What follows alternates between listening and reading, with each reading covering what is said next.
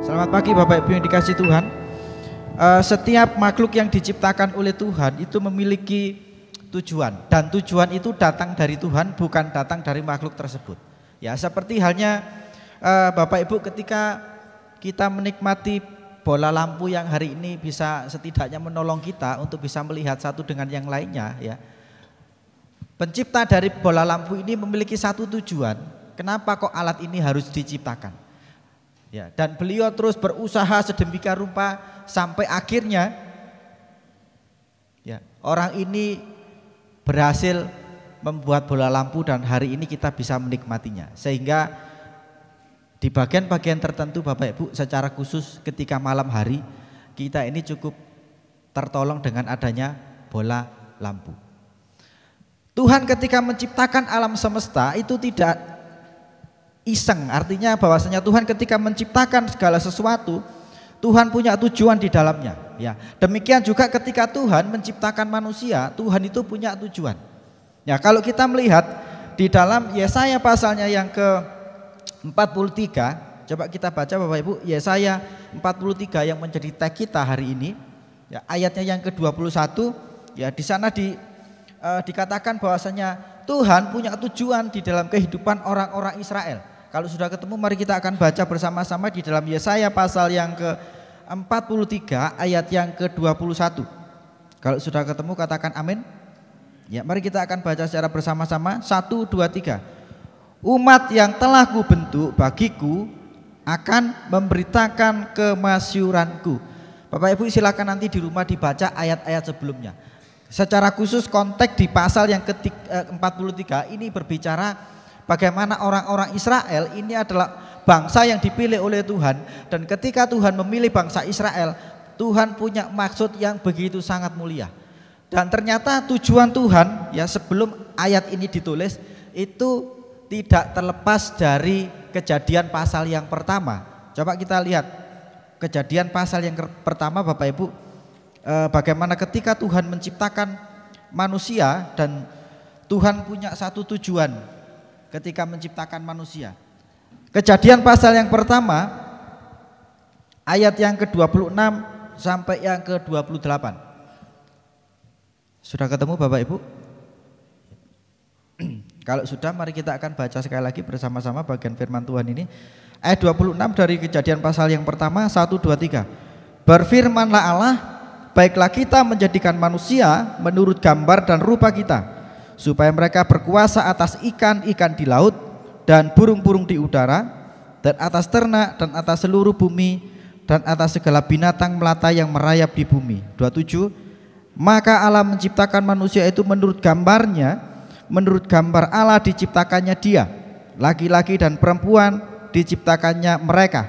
Allah memberkati mereka lalu berfirman kepada mereka, beranak cuculah dan bertambah banyak, penuhilah bumi dan taklukkanlah itu, berkuasalah atas ikan-ikan di laut dan burung-burung di udara dan atas segala bintang yang merayap di bumi. Dari bagian firman Tuhan ini kita diperlihatkan bahwasanya ketika Tuhan menciptakan manusia itu punya tujuan yang mulia. Tuhan punya tujuan khusus, ya, sehingga tidak ada manusia yang diciptakan atau terlahir di dunia ini tanpa tujuan. Dan tujuan kehidupan kita itu datangnya dari Tuhan, ya, datangnya dari Tuhan. Nah, ayat yang kita baca ini dan pada akhirnya Bapak Ibu kalau kita kembali lagi di dalam Yesaya pasal yang ke-43, ya, di ayatnya yang ke-21 kita bisa melihat bahwasanya tujuan Allah di dalam kehidupan manusia itu tidak pernah terpotong. Artinya tujuan Tuhan di dalam kehidupan manusia itu tetap konsisten.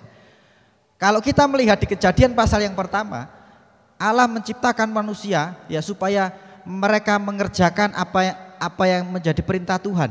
Jadi dunia itu diciptakan terlebih dahulu dan kemudian manusia ini punya tugas dari Tuhan untuk apa? Untuk mengelola. Ya, kata menguasai itu bukan berarti manusia itu berhak untuk memperlakukan alam dengan sakar PDW. Tapi kata menguasai di dalam Kejadian pasal yang pertama tadi itu lebih menitik beratkan tentang mengelola bumi, ya. Jadi apa yang sudah diciptakan oleh Tuhan itu harus dikelola oleh manusia sehingga semuanya itu bisa berguna bagi manusia itu tersendiri. Ya, sehingga kalau kita melihat di konteksnya di ayat yang pasal yang pertama dari Kejadian tadi, bekerja itu adalah salah satu bagian dari kita ini mengerjakan keinginan Tuhan dalam kehidupan kita. Tapi ya, fokus daripada bekerja itu menjadi berbeda ketika kita masuk di Kejadian pasal yang ketiga. Ya, Bapak Ibu yang dikasih oleh Tuhan, keberadaan manusia yang diciptakan oleh Tuhan, kita kembali lagi di dalam Yesaya pasal yang ke-43, di mana ketika orang-orang Israel ini dipilih oleh Tuhan dengan tujuan untuk menyatakan karya keselamatan Tuhan. Sehingga kalau kita lihat ya, di sana dikatakan umat yang telah kubentuk bagiku akan memberitakan kemasyuranku. Ya, artinya manusia ini punya tugas dan tanggung jawab yang datangnya dari Tuhan, dan itulah yang harus dikerjakan oleh manusia. Oleh karena itu dalam konteks gereja hari ini Bapak Ibu, ya, panggilan kita ini berbeda-beda tetapi tujuannya satu. Siapa itu? Tuhan. Oleh karena itu tema kita pagi ini adalah kita ada untuk apa? Melayani Tuhan. Ya, kita ada untuk melayani Tuhan. Kita ada bukan untuk diri kita sendiri, tetapi perjalanan hidup kita, cerita hidup kita, sejarah hidup kita itu tentang Tuhan. Ya. Menarik sekali Tuhan kita itu. Nah, kita ini adalah karya agung Allah yang diciptakan dengan tujuan untuk melayani Dia. Ya. Dan pelayanan itu bentuknya dan tempatnya itu macam-macam Bapak Ibu. Bentuk-bentuk pelayanan itu banyak. Dan kemudian tempatnya itu macam-macam. Ada yang di gereja lokal itu ya GBI Diaspora Sejahtera Batu ini adalah gereja lokal. Kemudian ada yang di keluarga, ya keluarga masing-masing. Dan kemudian juga ada yang di masyarakat, ya mungkin lebih dikenal dengan lebih banyak pelayanan sosial di mana di luar sana. Tapi semuanya bentuknya adalah melayani Tuhan. Bentuknya adalah kita belajar untuk menyenangkan Tuhan. Nah, pelayanan kepada sesama itu juga merupakan bentuk real kita sebagai orang-orang yang mengasihi Tuhan. Sehingga kalau kita lihat hukum Taurat itu dibagi menjadi dua. Yang pertama adalah mengasihi Tuhan dan kemudian mengasihi sesama. Ini seperti mata uang yang tidak bisa dipisahkan Bapak Ibu. Kalau kita mengatakan kita ini adalah pribadi-pribadi yang mengasihi Tuhan, maka secara real kita pun juga harus mengasihi sesama kita. Dan bentuk mengasihi sesama itu ya, itu bisa diwujudkan dalam bentuk pelayanan. Oleh karena itu di gereja itu kenapa kok disediakan Bapak Ibu ya bentuk-bentuk pelayanan. Lah ini adalah tempat untuk kita melatih mengasihi sesama kita. Ya, melayani satu dengan yang lainnya. Saya paham dan saya sangat menyadari dengan bertambahnya jumlah jemaat itu akan setidaknya menjadi kesulitan tersendiri bagi kita untuk mengenal satu dengan yang lainnya. Ya, kalau Bapak Ibu yang terbiasa beribadah pagi, ya sesekali ibadah sore. Nanti didelok, iki kok akeh sing enggak kenal ya. Demikian juga yang beribadah sore, ketika beribadah pagi dilihat loh kok banyak yang enggak kenal. Sebenarnya itu adalah masalah. Ya bagi saya itu adalah masalah. Oleh karena itu untuk memecahkan masalah ini gereja ini berusaha untuk apa? Membuat kelompok-kelompok kecil di wilayah masing-masing. Ya, ada yang tahu berapa kelompok Bapak Ibu? 10 ya. Ada 10 kelompok. Silakan Bapak Ibu masuk di kelompok masing-masing. Setidaknya mengenal orang-orang yang ada di kelompok tersebut. Di kelompok itu kan jumlahnya tidak terlalu banyak ya Bapak Ibu. Paling banyak mungkin sekitar 40 orang. Untuk mengenal 40 orang saya rasa itu tidak terlalu sulit. Daripada Bapak Ibu mengenal 300 orang. Jadi melayani sesama itu merupakan panggilan di dalam kehidupan kita. Sebagai wujud kita ini mengasihi Tuhan. Ya. Dan orang-orang yang dipanggil untuk melayani Tuhan ternyata itu juga diperlengkapi oleh Tuhan. Ya, Tuhan memberikan talenta kepada setiap kita dan talenta itu berbeda. Ya. Oleh karena itu gereja disebut sebagai tubuh Kristus. Kenapa? Karena tubuh itu punya keterkaitan. Kuping itu punya keterkaitan dengan mulut Bapak Ibu. Ya. Kalau kupingnya disentil ya sing sambat napane Bapak Ibu? Mulutnya. Kaki itu punya keterkaitan dengan otak. Ya, ketika kaki kita tersandung, maka otak itu akan langsung memerintahkan tangan untuk mencari obat. Ya. Artinya tubuh itu punya satu kesatuan yang tidak bisa dipisahkan. Oleh karena itu Bapak Ibu, maaf saya orang Jawa. Jadi saya dulu selalu diajari kalau menerima sesuatu dan memberikan sesuatu kepada orang, siapapun itu, ya di keluarga saya, itu harus pakai tangan yang bagus. Ya, tangan yang bagus itu adalah tangan yang sebelah kanan. Pertanyaannya, saya tanya sama ibu saya, loh, terus tangan kiri itu berarti bukan tangan yang bagus. Biasanya Bapak Ibu yang bagus itu dieman-eman atau enggak? Kalau yang enggak bagus, lah iso dibuang. Kalau tangan kiri itu tidak bagus, apakah Bapak Ibu mau membuang tangan kiri? Saya rasa tidak. Ya. Anggota tubuh Kristus itu semua punya peran yang berbeda-beda tetapi satu kesatuan. Ya. Oleh karena itu gereja digambarkan sebagai tubuh Kristus, itu menandakan bahwasanya satu dengan yang lainnya punya keterkaitan. Ya. Satu dengan yang lainnya harus saling peduli. Sebagai bentuk apa? Kita mengasihi sesama. Bersyukur ketika Tuhan itu menolong setiap kita dengan ajaran-ajaran yang ketika saya coba belajar Alkitab, ya ada bagian-bagian tertentu yang kadang tidak masuk di akal manusia. Kenapa? Karena akal manusia ini tidak bisa memahami Tuhan secara sempurna. Tetapi ada bagian-bagian tertentu yang kita bisa melihatnya dengan nalar gitu ya. Sehingga apa yang kita kerjakan itu semuanya bukan sesuatu yang sifatnya itu diangan-angan, tetapi kehidupan real. Nah, ketika Allah memberikan tugas kepada setiap kita untuk melayani sesama, maka Dia juga memperlengkapi kebutuhan tersebut. Ya, kita diperlengkapi oleh Tuhan. Sehingga apa? Kita ini dimampukan untuk menyelesaikan tugas tersebut. Artinya Tuhan itu sudah memberikan modal.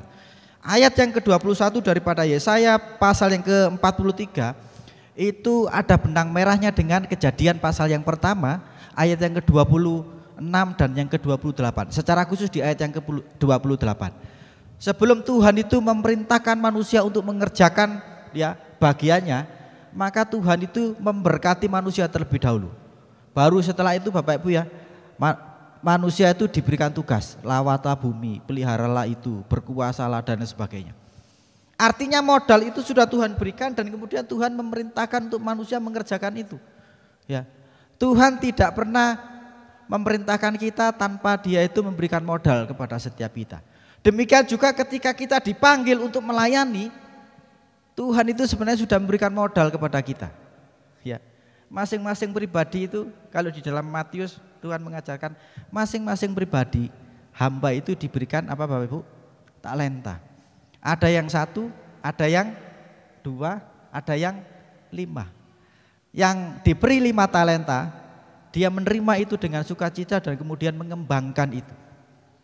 Dan akhirnya menjadi 10 talenta. Yang 2 talenta, ya dia juga mengembangkan itu akhirnya menjadi 4 talenta. Yang 1 talenta dia kubur baik-baik dan kemudian setelah tuangnya itu datang, dia mengembalikan berapa talenta? Tetap 1 talenta. Alkitab tidak mencatat apa yang diberikan oleh tuannya itu berkurang. Sebenarnya apa yang dilakukan oleh hamba yang menerima 1 talenta ini juga tidak salah. Kenapa? Karena milik tuannya itu juga tidak berkurang. Dia tidak mencuri. Tetapi kenapa kok tuannya ngomong, kamu adalah hamba yang jahat, kamu adalah hamba yang pemalas. Karena dia tidak mau mengembangkan modal yang tuannya itu berikan. Bapak Ibu yang dikasih oleh Tuhan, ketika kita mengerti bahwasanya kita ini dipanggil untuk melayani, ya Tuhan sudah memberikan modal kepada kita dan itu harus kita temukan dan kita kembangkan. Ya. Yang pertama, Allah itu memberikan karunia-karunia rohani kepada setiap kita. Bapak Ibu yang dikasih oleh Tuhan, setiap kita itu punya kelebihan yang unik dan belum tentu yang saya miliki itu juga Bapak Ibu miliki. Demikian juga apa yang dimiliki oleh Bapak Ibu satu dengan yang lainnya belum tentu yang lainnya itu memiliki. Ya. Coba kita lihat satu bagian firman Tuhan di dalam Efesus pasal yang keempat. Kita akan membaca ayat yang ke-7. Sudah ketemu Bapak Ibu?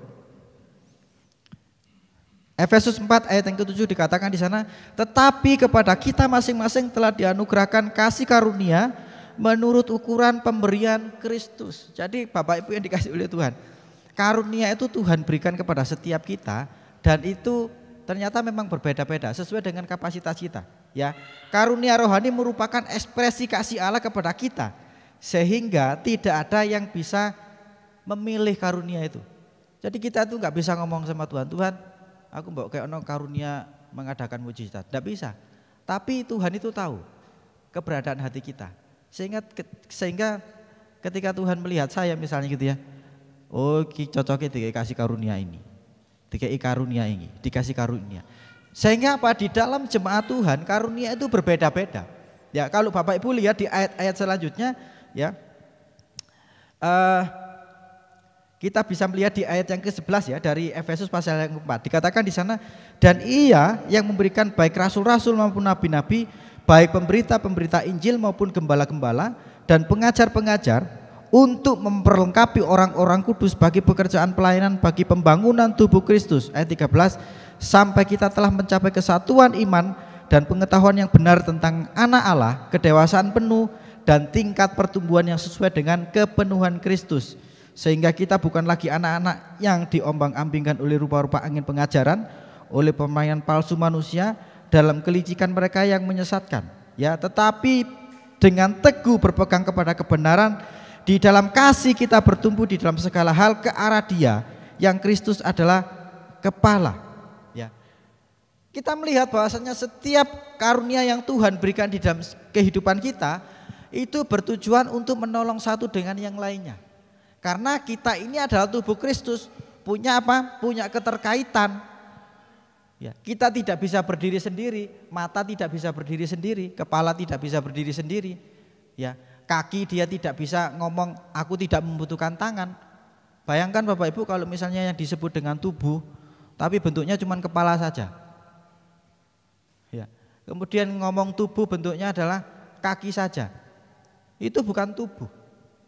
Tetapi ini berbicara tentang kesatuan yang utuh ya, di dalam kehidupan orang-orang percaya sebagai orang-orang yang dipanggil oleh Allah untuk apa? Melayani satu dengan yang lainnya. Ya, masing-masing diberikan karunia yang berbeda dengan tujuan supaya saling terkait. Ya, kita memiliki satu keterkaitan satu dengan yang lainnya.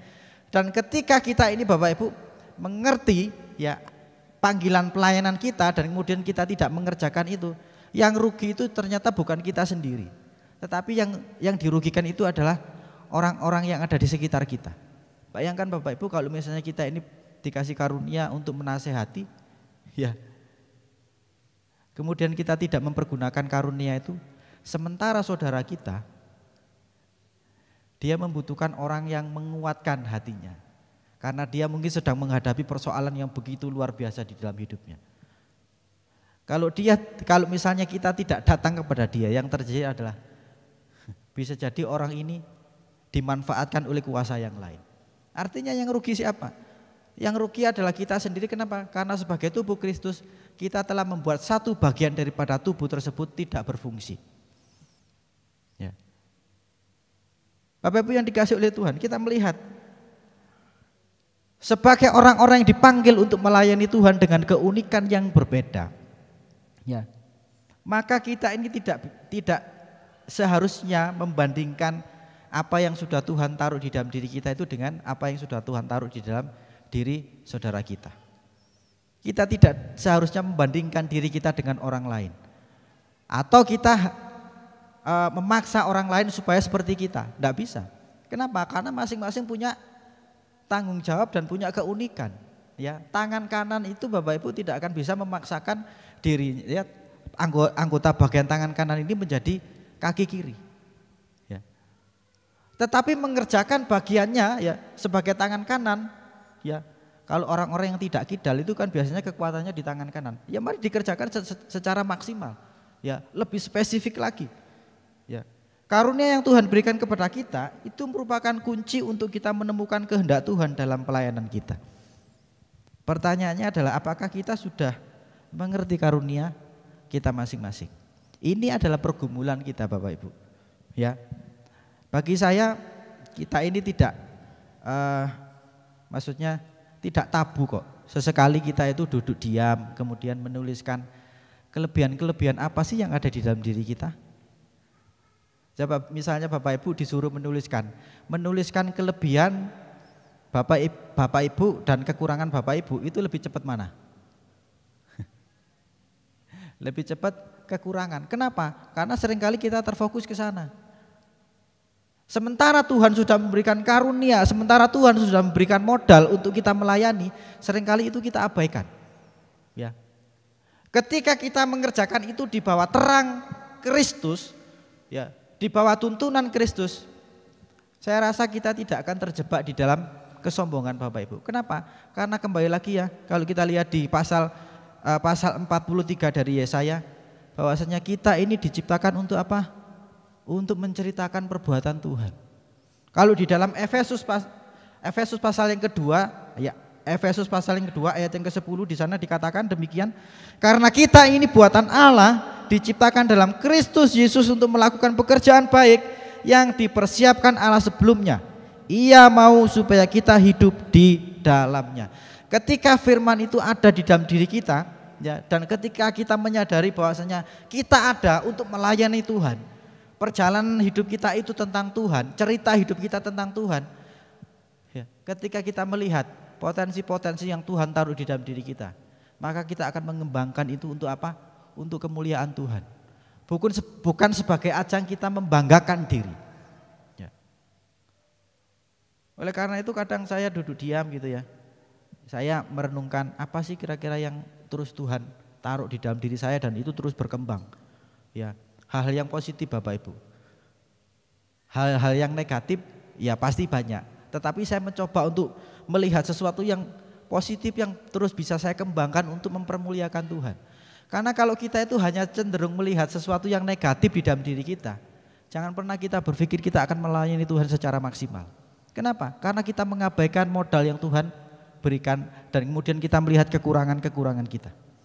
Dan pada akhirnya ya, kalau kita hanya berfokus kepada kekurangan kita, ketika ya Tuhan memberikan kepercayaan untuk melayani, Allah yang lain sajalah. Saya ini tidak bisa apa-apa Pak. Yang lain saja yang lebih mudah karena saya sudah berusia misalnya gitu. Alasan-alasan klasik ini yang seringkali membuat kita pada akhirnya tidak bisa melihat bahwasanya Tuhan itu sebenarnya sudah memberikan modal kepada kita. Bapak Ibu yang dikasih oleh Tuhan, yang berikutnya adalah panggilan kita untuk melayani. Setidaknya kita belajar untuk mendengarkan hati kita. Alkitab mengatakan bahwasanya dari hati itulah terpancar kehidupan. Ya. Oleh karena itu Amsal menasihatkan kepada setiap kita, jagalah hatimu dengan segala kewaspadaan. Karena dari hati itulah terpancar kehidupan. Ya, hati merupakan sumber pendorong kehidupan setiap kita. Apa yang kita sukai atau yang tidak kita sukai itu juga berasal dari hati. Ya, hati kita menunjukkan siapa kita yang sesungguhnya. Karena apa? Karena hati kita itu akan diekspresikan di dalam kehidupan praktis. Ya, oleh karena itu coba kita lihat di dalam Amsal pasal yang ke-27. Amsal pasal yang ke-27 kita lihat ayat yang ke-19. Kalau sudah ketemu sekali lagi mari kita akan baca bersama-sama Bapak Ibu. 1, 2, 3. Seperti air mencerminkan wajah, demikianlah hati manusia mencerminkan manusia itu. Ya, kata lain yang dipakai di dalam Alkitab, di dalam bahasa aslinya untuk hati itu juga menggunakan kata hasrat, ya. Jadi di dalam Alkitab kata hati itu kalau di dalam bahasa aslinya Bapak Ibu juga diterjemahkan dengan hasrat, ya. Jadi ada hal-hal tertentu di dalam kehidupan kita ini yang kadang kita suka melakukan hal tersebut dan ada juga hal yang tidak kita sukai, ya. Hal-hal yang kita sukai itu Bapak Ibu, ketika kita melakukan kegiatan tersebut, saya rasa kadang waktu itu tidak kita perhitungkan. Ya, kadang bahkan mungkin tubuh ini tidak merasa capek. Kenapa? Karena kita suka itu. Ya, orang yang suka baca itu kadang sampai pagi gitu ya, dia enggak terasa, tiba-tiba kok sampai pagi sudah waktunya tidur, dia harus tidur. Kemudian ada orang-orang yang suka baca itu sebelum tidur dia harus baca dulu. Ya, apa kok sebelum tidur? Iya Mas, iki lek gak maca dhisik gak iso turu. Kayak sebagai obat tidur. Ada orang-orang yang misalnya suka dia ini suka jalan-jalan. Waduh lek gak jalan-jalan 1 bulan, sikile wis gatel Bapak Ibu. Ya. Jadi ada dorongan-dorongan yang dilakukan, kenapa? Ya karena dia senang melakukan itu. Ya. Dia senang melakukan itu. Jadi Bapak Ibu yang dikasihi oleh Tuhan, ada hal tertentu dalam pelayanan yang kadang kita ini tidak sukai. Dan ketika kita tidak suka itu, maka ya kita tidak akan memperhatikan itu. Ya. Tetapi ada bagian-bagian tertentu di dalam pelayanan yang memang benar-benar kita itu suka itu, melakukan itu. Bentuk pelayanan itu kan banyak ya Bapak Ibu ya. Misalnya itu, kalau Bapak Ibu sangat antusias menyambut jemaat, ya kerjakan itu dengan sepenuh hati. Kalau misalnya Bapak Ibu antusias, wah ini menolong jemaat loh, ada loh itu. Menolong jemaat dalam hal yang praktis itu ya. Misalnya memperhatikan tempat duduk, kemudian memperhatikan orang ini kalau misalnya nanti pulang terlebih dahulu harusnya ditaruh di mana karena mungkin keterbatasan fisik dan lain sebagainya. Lansia ini kalau ibadah ditaruh di mana? Ada orang-orang yang seperti itu. Kalau Bapak Ibu senang melakukan itu, kerjakan dengan sebaik mungkin. Dan ketika kita mengerjakan itu saya rasa tidak akan merasa bosan kok. Kenapa? Karena kita senang. Ya. Karena kita senang. Nah, oleh karena itu kita melihat bahwasannya yang harus dilakukan adalah terus mengembangkan apa yang kita rasakan tersebut di dalam pelayanan. Untuk apa? Untuk kemuliaan Tuhan. Suatu kali saya lupa ya, anak saya Arke itu apa kelas 1 atau dia itu masih TK itu ya. Gurunya itu laporan sama istri saya, "Mah, Arke itu kalau di kelas itu enggak bisa diem." Maksudnya enggak bisa diem itu ya saya tahu anak saya memang sedikit aktif walaupun dia tidak begitu aktif. Maksudnya enggak bisa diem itu apa? Kalau di kelas itu senengannya kotean. Tahu Bapak Ibu ya kotean ya. Jadi meja itu dipukuli gitu ya. Dipukuli. Ya saya sebagai orang tua saya tidak langsung memarahi dia. Ketika hati saya dengan hati anak saya ini sudah klop gitu ya. Saya tanya sama dia, pasti dia akan jawab Bapak Ibu kalau hatinya sudah klop dengan saya. Saya tanya, "Kak, kamu mulai di sekolah itu sering ya, retek kotean ya?" "Iya Pak." "Apa, kamu seneng ah?" "Iya aku seneng." "Ya wis lanjutkan." Ya. Saya sebagai orang tua justru tak suruh dia. Karena saya tahu Bapak Ibu, dia punya potensi yang berbeda dengan anak-anak pada umumnya. Oke, silakan kotean sampai di rumah itu tempat toples ya, kemudian beberapa panci itu bolong. Saya enggak marah sama dia. Ya, saya enggak tahu kalau istri saya mungkin ya gregetan ya karena itu kan alat yang akan menolong dia untuk mengerjakan pekerjaan rumah. Tapi saya tidak akan pernah marah karena saya tahu anak ini punya potensi. Ya. "Kak, pecah Kak." Ya wis cari lagi yang lainnya, nanti kalau misalnya enggak ada kita beli lagi. Ya. Dan suatu kali Bapak Ibu, saya sebagai orang tua terenyuh gitu ya. Anak saya panggil saya, "Pak, apa Kak? Minta tolong sebentar ke sini." Saya diajak ke depan komputer dan kemudian dia memutarkan satu video dan video itu adalah demo drum pad ya, drum elektrik Bapak Ibu ya, yang terbuat dari karet itu. Terus dia bilang gini, "Pak, aku mau beli ini. Nanti minta tolong ya Pak, uangnya ditambahi." Sambil dia itu bawa celengan dia itu Bapak Ibu. Kemudian, "Celenganmu berapa Kak?" "Celengan saya ada 250.000. Lah ini drumnya harganya berapa?" "Ya sekitar 1 juta. Ya. Akhirnya saya berunding dengan istri saya bilang daripada beli yang kayak gini, nggak sampai 1 tahun ini pasti dibuang. Mendingan kita belikan drum. Ya. Akhirnya kami memutuskan untuk beli drum dan Bapak Ibu yang dikasih oleh Tuhan, Bapak Ibu yang dikasih Tuhan, Bapak Ibu sekarang bisa lihat. Ya. Dia sudah melayani Tuhan, di usia 8 tahun dia sudah melayani Tuhan. Dan saya terus berdoa sama Tuhan, "Tuhan, kami itu satu keluarga kepingin melayani bersama." Ya. Sehingga kadang kalau kalau saya melayani ya, kemudian anak saya melayani, istri saya melayani, bagi saya itu adalah ya surga itu benar-benar nyata di dalam kehidupan keluarga kami. Bapak Ibu yang dikasih oleh Tuhan, saya sering ngomong sama anak saya, kamu senang yang duduk-duduk itu agak? Iya, ya sudah kerjakan itu. Ya. Ketika kita mengerti bahwasanya panggilan kita di dalam pelayanan dan kemudian kita bisa menemukan Bapak Ibu, posisi kita itu ada di mana, bagian kita ada di mana, mari kita kembangkan itu. Bapak Ibu tidak harus menjadi saya. Ya. Bapak Ibu tidak harus ada di mimbar ini. Karena pelayanan itu bentuknya begitu banyak, tetapi yang paling penting adalah tujuan dan panggilan pelayanan itu adalah mempermuliakan Tuhan, bukan mempermuliakan diri kita sendiri. Oleh karena itu mari kita melihat bahwasanya Tuhan yang begitu mengasihi kita, yang sampai detik ini masih memberikan kesempatan untuk kita melayani, kita tangkap itu. Ya. Mari kita mengerjakan bagian kita. Mari kita temukan bagian kita sebagai tubuh Kristus itu ada di mana. Apakah sebagai kaki atau sebagai tangan?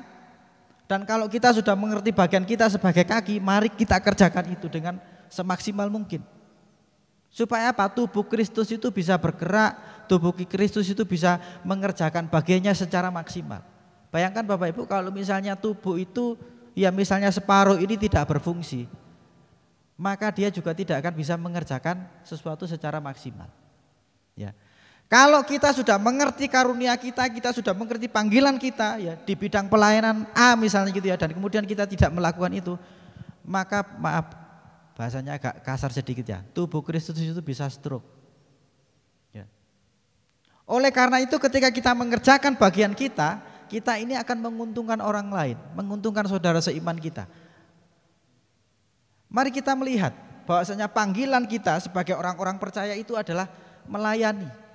Ya, di mana? Di gereja lokal, di mana pelayanan kita, di rumah, di masyarakat. Mari kita kerjakan itu dengan segenap hati kita. Ya. Oleh karena itu Bapak Ibu yang dikasihi oleh Tuhan, kiranya setiap kita boleh terus belajar melayani dengan segenap hati, ya. Karena kita tahu bahwasanya ini adalah panggilan kita. Mari kita melayani sesuai dengan panggilan kita masing-masing sebagai tubuh Kristus, dan kalau Bapak Ibu masih belum menemukan itu, silakan Bapak Ibu bergumul di hadapan Tuhan. Ya. Suatu kali Bapak Ibu di kaum pria itu yang saya perhatikan adalah ketika yang namanya Bapak Markatam itu tidak hadir. Ya. Itu pasti kaum pria itu rada heboh. Karena Pak Markatam ini adalah orang yang setia membawa kantong persembahan. Ya, sederhana ya. Beliau itu membawa kantong persembahan plus amplopnya. Nah kalau orang ini tidak hadir, bingung iki kantong persembahan ini nanti wong ya. Wah, lah iki sing duwe kuwo gak teko. Sederhana Bapak Ibu. Tetapi saya menyadari bahwasanya bagian beliau ya di situ. Oleh karena itu, ya setiap kali beliau datang, kami dengan penuh keyakinan pasti waktu pelayanan persembahan itu tidak akan ada problem. Kenapa? Karena Pak Markatam hadir. Ya, kalau di kelas Nehemia, kalau Cik Yuli ini tidak hadir, problemnya juga sama. Iki persembahan nanti, langsung gue kantong gak teko. Sederhana Bapak Ibu. Tetapi ketika kita menyadari bahwasanya itu adalah panggilan kita dan kita mengerjakan dengan segenap hati, maka yang disenangkan adalah Tuhan. Ya, karena hidup kita ini tentang Tuhan. Jangan pernah kita berpikir pelayanan yang spektakuler, saya tak belajar Pak, tak main keyboard. Loh kalau panggilan kita bukan di situ, maaf Bapak Ibu, ini malah nyerimpeti. Ya. Malah nyerimpeti. Oleh karena itu ketika kita mengerti bahwasanya panggilan kita di posisi yang mana, jangan pernah kita mengabaikan itu. Ya. Suatu kali biasa ya anak kecil itu kan biasanya nyoba-nyoba. Anak saya yang kedua itu, Pak aku mau ikut ekstra ini, ya sudah ikut toh. Aku tak ikut karate yo, ya gak apa-apa. Mari ngono gelut, yo, ya aja yo lek gelut yo. Maksudnya bapakmu itu pendeta masa kon tukang gelut. Ndak, pokoknya kamu mau ikut silakan ikut. Ya, mau apapun silakan ikut. Ya, suatu kali saya lihat Bapak Ibu, Tuhan itu taruh apa di dalam dirinya. Sehingga saya memutuskan dengan istri saya sudah arek iki lesno keyboard. Saya melihat Tuhan menaruh ya sesuatu yang berbeda dia dengan kakaknya. Tetapi saya selalu mencekoi mereka berdua. Kamu mengerjakan ini untuk apa? Untuk Tuhan, untuk Tuhan, untuk Tuhan dan untuk Tuhan, bukan untuk bapak dan ibumu. Bapak ibu yang dikasihi oleh Tuhan, mari kita mengerjakan bagian kita dengan sedemikian rupa untuk siapa? Untuk Tuhan. Ketika Anda melayani di tempat ini, Anda melayani bukan untuk siapa? Bukan untuk orang-orang yang ada di mimbar ini, bukan untuk tim gembala, tidak. Tetapi Bapak Ibu mengerjakan itu untuk Tuhan. Karena apa? Cerita hidup kita itu tentang Tuhan. Dan panggilan kita adalah untuk melayani Dia. Kiranya Tuhan akan memberkati setiap kita.